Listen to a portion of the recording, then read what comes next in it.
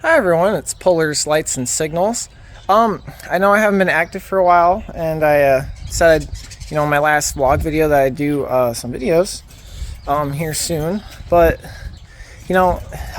Michigan weather's kind of slow at progressing, into from winter to summer weather. But I did come out here and do some spring cleaning, and I thought I'd do just a really short video showing you guys my yard a little more, I guess. Just kind of giving you a little bit of an early tour. I'll do an official video, obviously. But yeah, let's go ahead and look kind of at the front here. This is my extremely messy garage where you can see lots and lots and lots and lots of lights. And way in the back there are some traffic signals. Up here I have just some wood for more storage with some streetlight shells on top of it, with a nice new old stock M400 from the 70s here, and a couple traffic lights that I have recently got a while back. Moving out here, this is the front part of my backyard. Behind there you can see a crime fighter, probably hiding because it probably committed some crime. But all these fixtures that are lined up here are fixtures that need work and repairs. Those are just spare shells and parts that either are going to get thrown away or maybe used for something else. Got a couple of floodlights here. I've recently, well, no, it's not really recently anymore. A while ago now, I got some low pressure sodium fixtures. So some cool stuff. Over here I have a Revere Cat Eye, which I've had for a few years now, but I've never tested it. Probably needs new caps. 1000 watt mercury, original. Along this little spot here you can see rolls of wire, some crates with some smaller bits of wire, and then some bigger rolls of wire stacked up here, along with some signposts, some longer streetlight arms, and some U-guards. And this is all just, most of this wire stuff is just for building stuff, whatever I want. I got everything from traffic signal wire to service wire, down guy wire for, support wire, primary power line wire, secondary, house service style wire. Yeah, just even like coax, internet cable, a lot of this, and just some single stranded stuff too. Just a lot of different types of wire, depending on what I want to try to build, for you guys, for videos. Obviously internet wire isn't going to be useful, and probably not secondary wire either, but the traffic signal wire will be the most useful. So yeah, and just my hose and a couple other things. And here is a door to an M1000 that I don't have the rest of, but it does have the glare shield and a nice piece of glass. Really cool. Over here I got some American Electric ITT ballast and arms that are work in progress fixtures, need repairs. Right here are some more lights, just various stuff. You can see some 400 watt dusk till dawners, a couple gumballs, and a couple LEDs, and some ITT stuff. And then next to that I got this lovely pole. This I'm going to set up probably somewhere in the middle over there. I'm going to use that as just a practice climbing pole probably, or maybe a display pole. It's really big and heavy. I will need help installing it, but yeah, it's like 10 foot tall. Pretty nice. And moving out here, this is my pile of small area light style streetlight arms that I've obtained over the past few years. Pretty cool. And then over by the garage, I'll just flip over here. Got another traffic light. Got a Sergeant Sowell. This one is one of the older ones that have the little mini controller in the bottom, which unfortunately is damaged, and I might not be able to restore it. But to go with that, I got some road signs. I'm not really a road sign collector, I'd say, but I do think they're kind of cool, and they definitely add to the background of your, current display. And then I got a beacon here with a strobe module in it. Pretty cool. And speaking of traffic light stuff, roadway stuff, Over here, I got some more streetlight stuff. These are my Form 79s that I'd like to get built. I got, I forget what that's called. I got one of those really old, I think it's a Form 79 like CR or something, and it comes with its original mast arm. And yeah, this head I was able to unscrew. It's in really good shape. The glass head's there. It's not chipped or anything. And the refractor is also in good condition, other than this latch being rusty. And then I got a piece of Hall of Fame, could be used, you know, for the Hall of Fame SRL 200 fixtures, or it can be put in a Crime Fighter, 250 Crime Fighter, if you wanted to.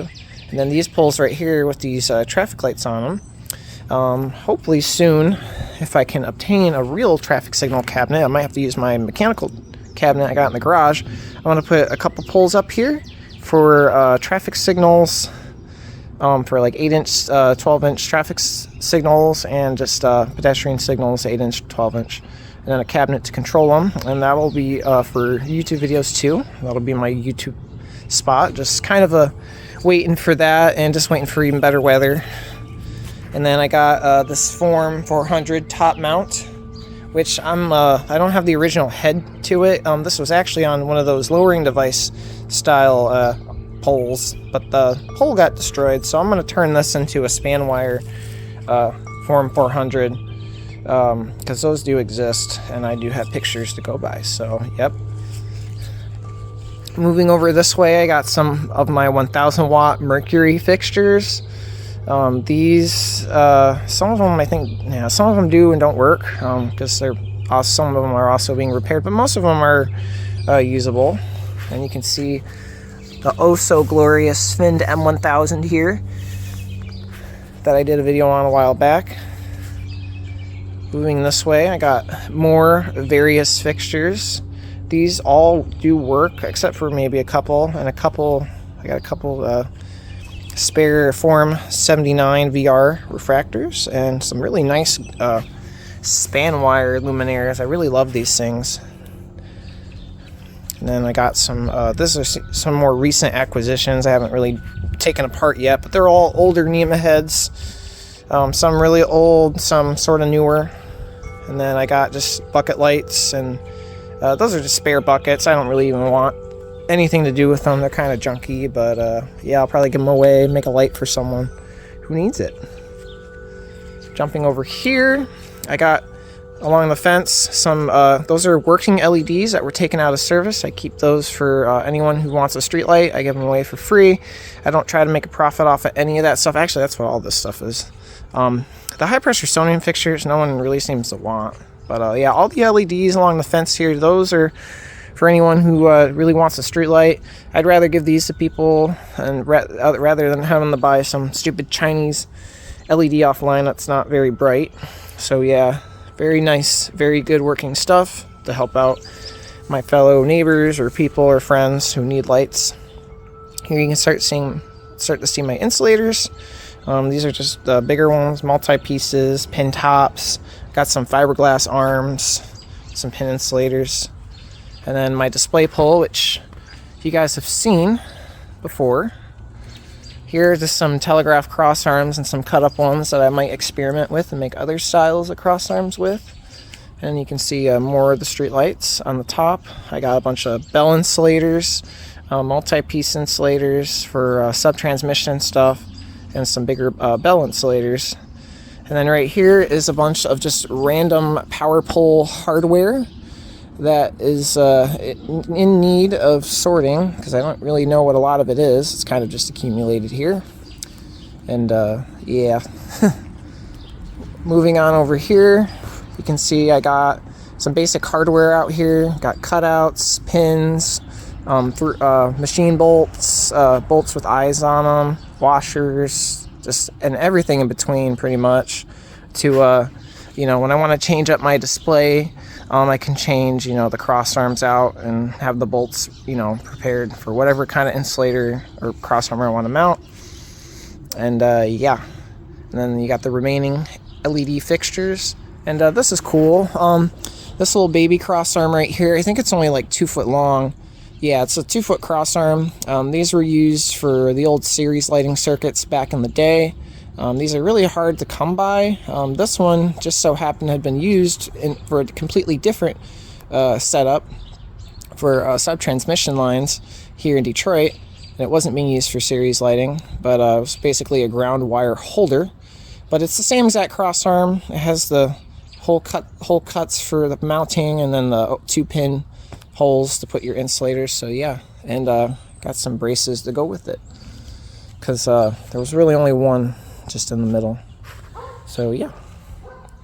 Moving on over here, you can see more of my insulator collection. A lot of my longtime subscribers probably recognize a lot of these insulators, but there also are a lot of insulators here that are new. I got a lot of secondary racks. I got a couple Detroit Edison ones. I'd love to get some more in my collection. I have this power correction bank, which I'll probably never ever be able to use. It's for really old stuff. But yeah, more secondary racks. I got my crates of just insulators here, just kind of doing nothing.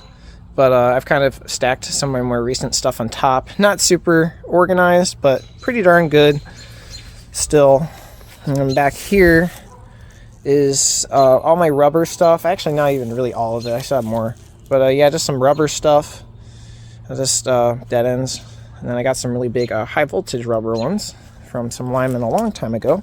And I think I did videos. One of my insulator collection videos, I believe I did show those off. So yeah. They are in need of cleaning now because they've been sitting outside for a while. They are no longer new. Right here is some of my crossarms I have. All of this is old Synergy, which is currently owned by Duke Energy now, from Cincinnati. That's all their old hardware. Got some braces, some of their braces, which I like a lot. They're really high quality. I got some of their crossarms. Their crossarms are also custom and very high quality. Very unique stuff. I wish I knew some more people that worked for Duke Energy in Cincinnati. I would love to get more of that hardware than just build whatever. So yeah, the only thing is that stuff is really heavy, so it's kind of a pain in the ass to carry. We'll start to kind of walk around the shed. Here you can see my streetlight display, which this will probably be where I reside the most when doing YouTube videos out here. I'm going to take that 327 down since it has a capacitor issue, and probably put my M1000 up for a bit. But yeah, I got my 2 poles for Cobras or buckets or remote ballasted clamshells. I got my poles in the middle here for power bracket style fixtures. And then on the end here, which is still a work in progress, these poles are for floodlights. The only problem is floodlights aren't hard to obtain, but the arms are. So they are kind of hard to mount appropriately, you know, because a lot of people I've seen that a lot of these are not on utilities. I've seen them installed weird, and I want to have the actual like arms, you know, to go with them. So yeah, and then back there I got some post tops. My post top collection is now expanding. This is all I got really at the moment. There's just these. Definitely gonna look for more. So yeah. And then going back here, you can see this is, it was new, it was kind of damaged, but this is just a Detroit Edison dead end crossarm. Got thrown out because the end was smashed, and even though you could still use it, it doesn't look good appearance wise. So yeah, now it's in my collection. Right here you can see my crossarms. I really love these crossarms a lot because there's a few different power companies, you know, power company stuff in here of crossarms. I got some Consumers crossarms. I got some Detroit Edison crossarms and some City Wyandotte crossarms here.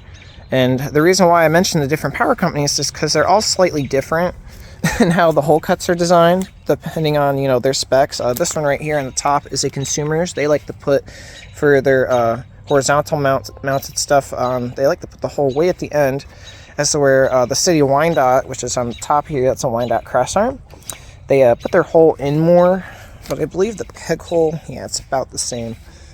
So yeah, and this brace right here is something that you'd only see on Consumers power. It's an older brace. I'm going to restore it with new boards and then clean up the metal brackets, because these brackets I think are killer. They're usually facing out like that, but yeah, I really like those. So yeah, and on top of all my cross arms, I got different mounting hardware. Those are, you set your cross arms on. I don't know what those are called, but I got some cross arm braces, some pegs, some ones that were cut up during repairs or replacements, which I'm going to try to rebuild those possibly. Got some longer ones that pretty much only fit under Troy Edison's cross arms as far as I have, cross arm wise. Just some standard, those are telegraph braces. Those came off of telegraph poles. These ones are regular older Detroit Edison City Wyandotte metal braces. That's some consumer stuff, and then that's just I've gotten so many of those now I don't even know where they all came from. They came from, you know, which power company I got them from. But yeah, and then behind those are some 10-footers. So those are all 8-foot cross arms. Those are 10-foot cross arms with some fiberglass 8-foots on top. And I kind of like those fiberglass ones. They're kind of cool, but I wouldn't really use them in any like heavy situation where there's a lot of heavy lines, because they might break. But yeah.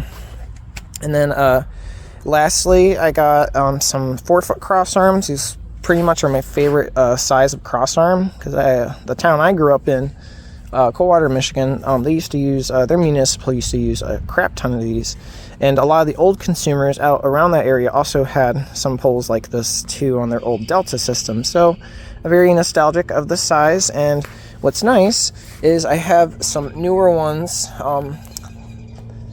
that have some holes kind of cut in the wrong spots. They were using it for some replacements, but they didn't want them, so I got these. And then on top here, I got these primary rack things. I'm not exactly sure what they're called.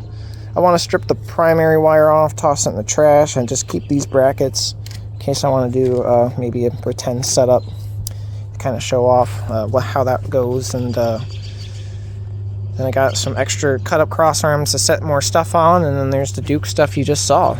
So yeah. Well, sounds like the dog's barking, so I'm going to go ahead and end the video here. I think you guys got a pretty decent tour. It's been about 20 minutes of recording since I've started recording, so yeah. Anyway, I hope you guys have a good day, and I'll see you hopefully soon. Bye.